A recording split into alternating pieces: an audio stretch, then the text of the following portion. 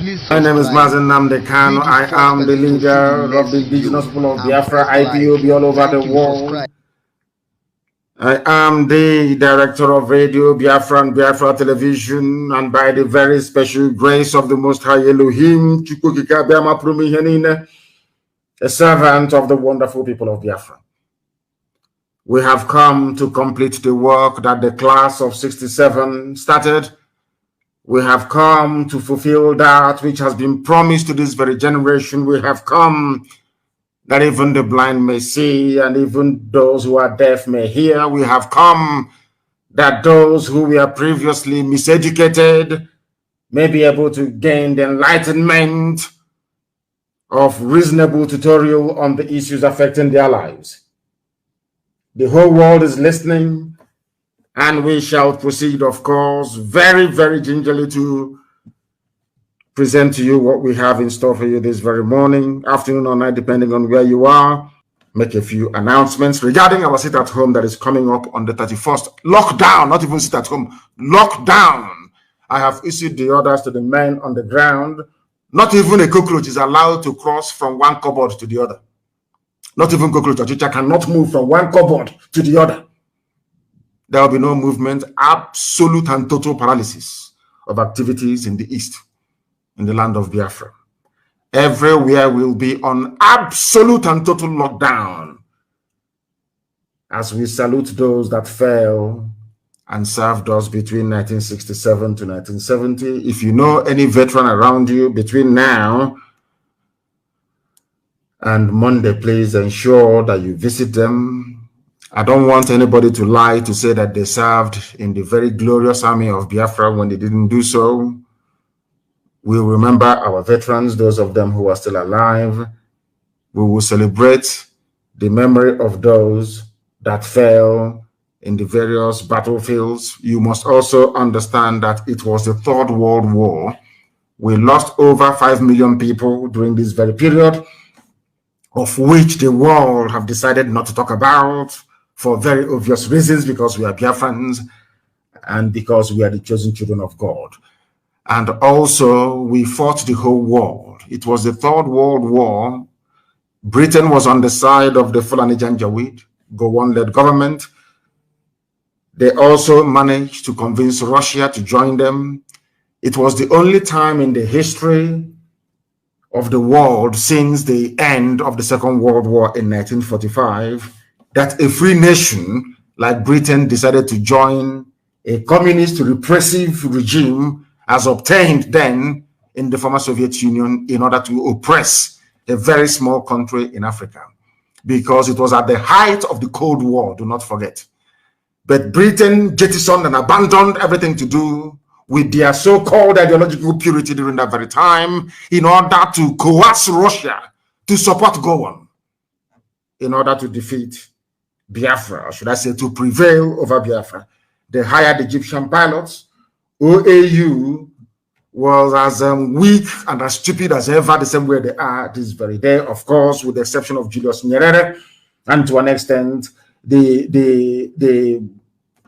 should I say, the mediation role played by Emperor Haile Selassie, and of course, a few other, Gabon, for instance, that recognized Biafra, and also Cote d'Ivoire under President Hufet Bernie.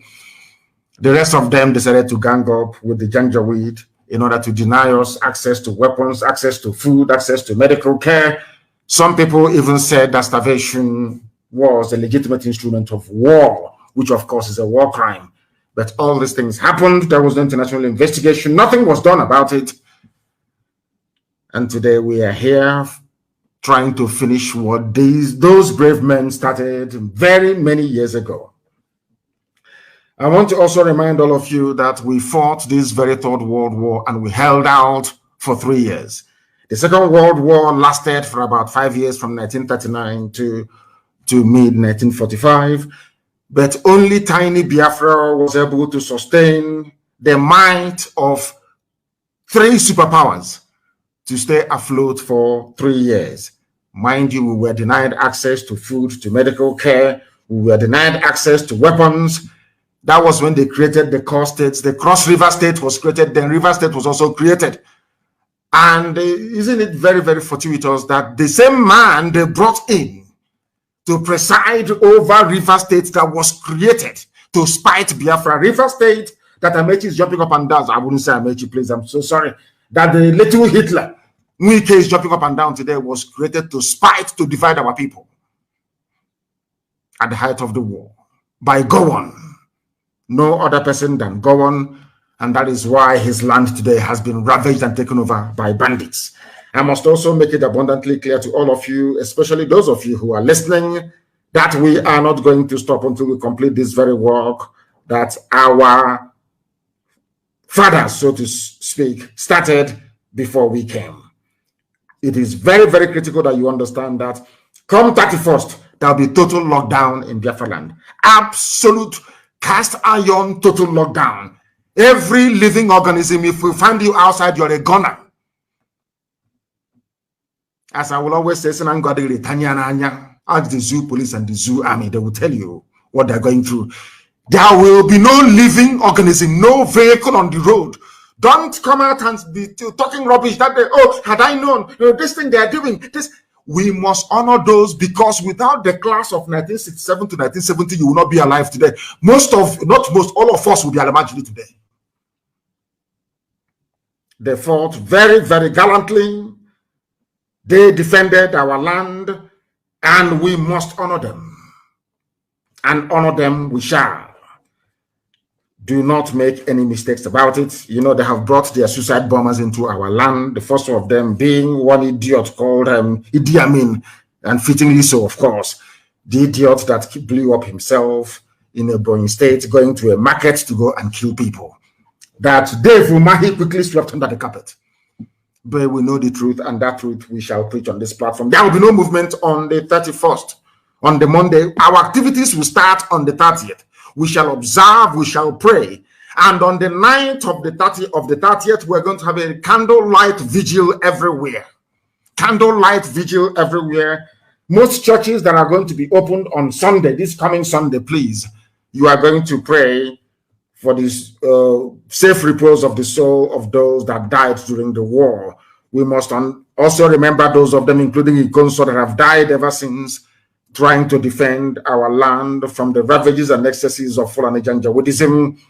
We must also remember men of Eastern Security Network who are today protecting our land against the threat of invasion from Fulani Janjaweed government of the Zoological Republic. Of course, their frontmen, they tried to use Miet Yala.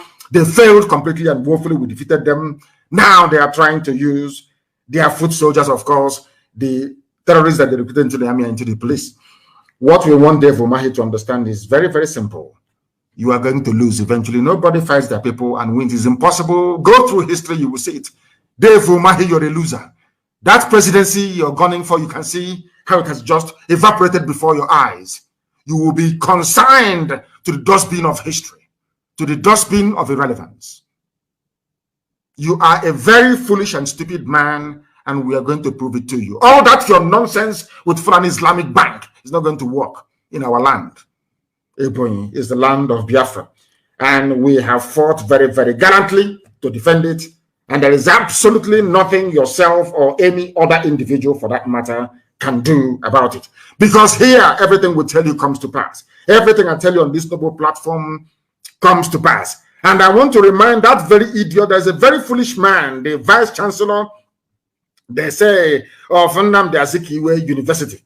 We've been told that this very man have scheduled an exams on the 31st, the day that we announced our sit at home. Or should I say total lockdown of Biafra land. It is a total lockdown, not even sit at home, total lockdown. Anything outside that day is a gunner. The vice chancellor of Namdi Kanu University wants to test his popularity, and we shall make him very famous. Since he wants to be very famous, he wants to attract perhaps 1 or 2 loans or grants from Fulani Janjaweed, the same way that Umahi did, by being against his people, so he can collect loans from Islamic Bank to build 1 or 2 flyovers and deceive the idiots that wish to be deceived, but not us. Well, I want to make it very clear to this very monkey this very idiot of the VC of Namdi Kanu University. His name is Charles Okechukwu Esimone, whatever the idiot. I don't care to know where he comes from. Tell this idiot, tell this fool, whoever knows this vagabond, go and tell him. If he wants, I'm not going to say much. Go and put exams on Monday. You see what will happen to you. And those people who will be foolish enough to wish to participate, try it and you will see what will happen to you. Then you will understand how serious we are. You will understand how serious we are, that we are not joking, that we are very, very serious, and there is nothing anybody can do to stop the 31st of May this year from being observed as the main day. We sit at home, or should I say, we lock down everywhere, an act of respect to those that fell, that we may live, they died, that we may live, and we must honor them every blessed year in perpetuity, forever and ever. If our sit at home, if our 30th of May falls on a Shabbat or falls on a Sunday, we choose a date to sit at home, which is normally the next working day, that the world may see the impact of what we are doing. We are not trying to deride the 30th of May. No, it stays that way, very holy, very sacred, sacrosanct, so to speak.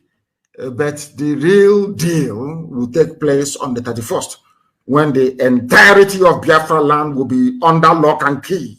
Complete and total lockdown. Complete and absolute lockdown. The name of this idiot is Charles Okechukwu Esimone. If you know him, tell him that this is what Namdi Kanu said this morning.